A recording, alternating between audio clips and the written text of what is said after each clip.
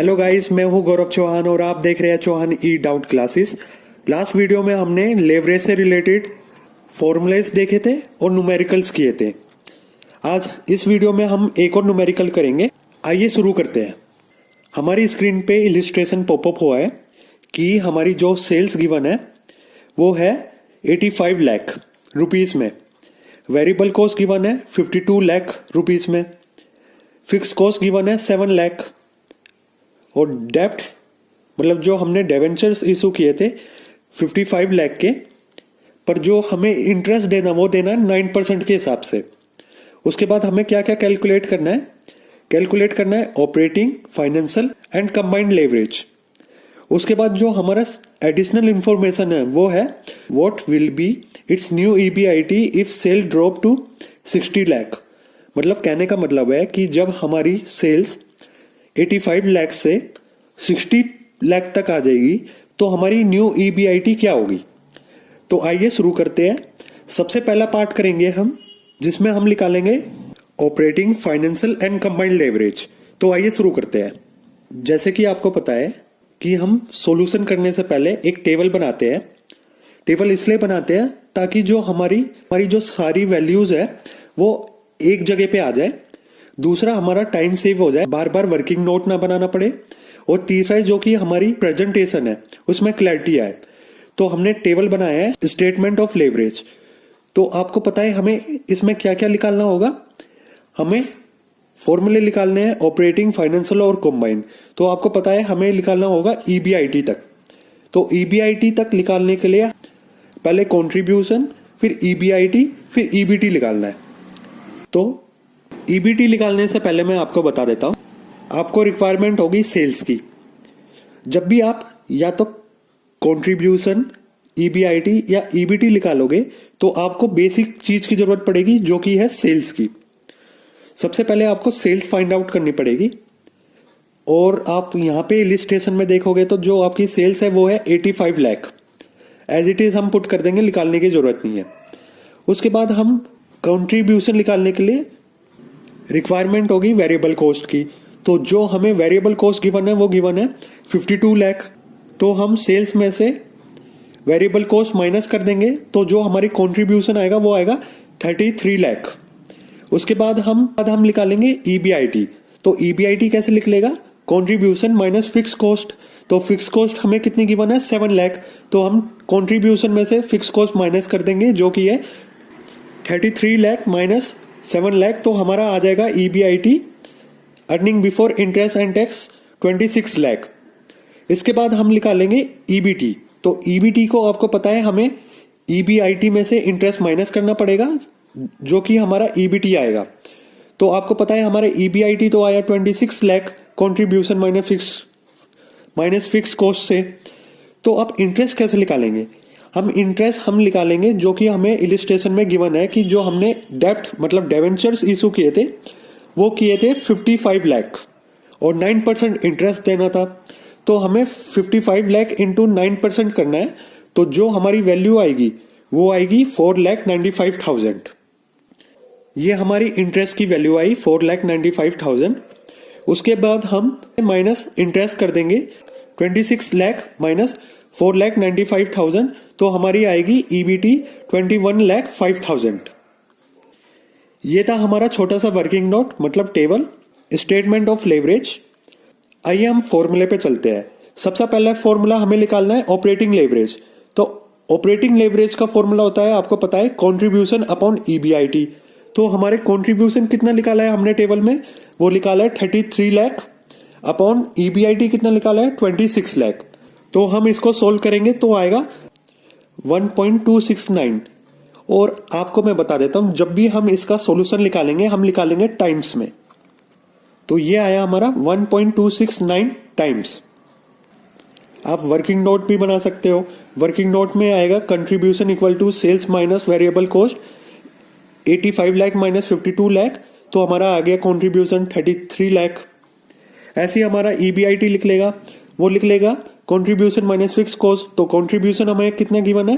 वो है 33 lakh minus 7 lakh fix cost.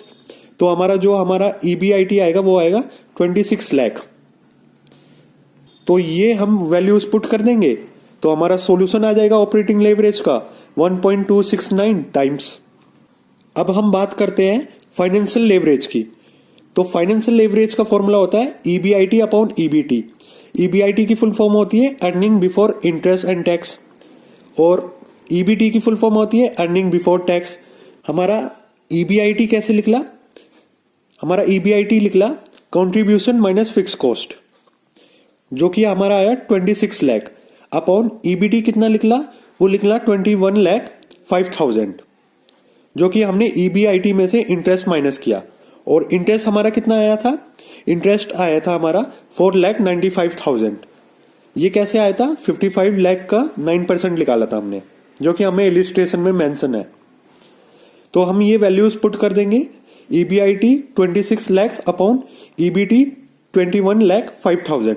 तो हमारा जो फाइनेंशियल लेवरेज आएगा वो आएगा 1.235 टाइम्स में। अब हम चलते हैं अपने थर्ड मतलब फाइनल स्टेप की ओर, जो कि है कंबाइंड लेवरेज। कंबाइंड लेवरेज के आप 3 तरीके से फॉर्मूले लिख सकते हो। जो पहला फॉर्मूला होता है वो होता है कंट्रीब्यूशन अपॉन EBT। दूसरा फॉर्मूला होता है operating leverage into financial leverage.